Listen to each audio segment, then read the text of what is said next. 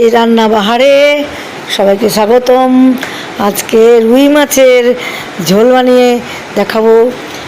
জন্য রুই মাছ একটু মাঝারি সাইজের নিয়ে তাকে ভালো করে কেটে ধুয়ে নুন হলুদ আর লেবুর রস মাখিয়ে ম্যারিনেট করে রেখেছি। মাছের মধ্যে লেবুর রস দিলে মাছের যে আঁশটে গন্ধ সেটা কিন্তু অনেকটা দূর হয়ে যায়, থাকে না। অন্যদিকে লম্বা লম্বা করে আলু কেটে কড়াইয়ে তেল দিয়ে সেটাকে একটু ভেজে জল দিয়ে ঢাকা দিয়ে বসিয়েছি, যাতে আমার আলুটা সেদ্ধ হয়ে গেলে ঝোলটা তাড়াতাড়ি হয়ে যায়। এবার স্লাইস করে পেঁয়াজ কেটে রেখেছি আর মশলার জন্য রেডি করে রেখেছি জিরে, রসুন, আদা, পেঁয়াজ, কয়েকটা কাজু বাদাম, কাঁচা লঙ্কা দিয়ে সেটাকে পেস্ট করে রেখে দিয়েছি।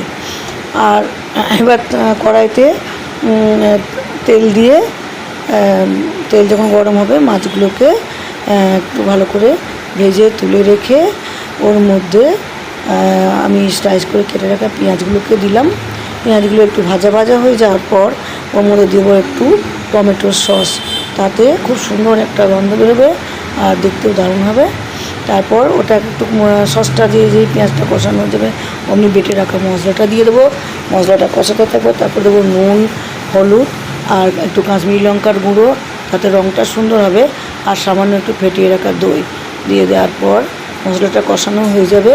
ওদিকে আমি কড়াই ঢাকনা খুলে দেখবো যে আলু তো মোটামুটি সেদ্ধই হয়ে গেছে, তখন সেটাকে খুলে ওই বাটা মশলাটা ওর মধ্যে দিয়ে দেবো, আর যতটা ঝোল লাগবে ততটা জল দেবো এবং ফুটে গেলে দেবো মাছগুলোকে, দিয়ে ঢাকা দিয়ে দেবো বা ঢাকা খুলেও রাখা যায়। মাছগুলোকে দেওয়ার পর যখন মাছগুলো মোটামুটি একটু সেদ্ধ হয়ে যাবে তখন বন্ধ করে দেবো এবং সামান্য একটু ঘি দিয়ে দেবো। ঘি দিলে যে কোনো রান্নার স্বাদটা অনেক বেশি বেড়ে যায়। ট্রাই করবেন, সুস্বাদু হয় খেতে। কেমন হয়েছে অবশ্যই কমেন্ট করে জানাবেন। আর যারা এখনও like and subscribe.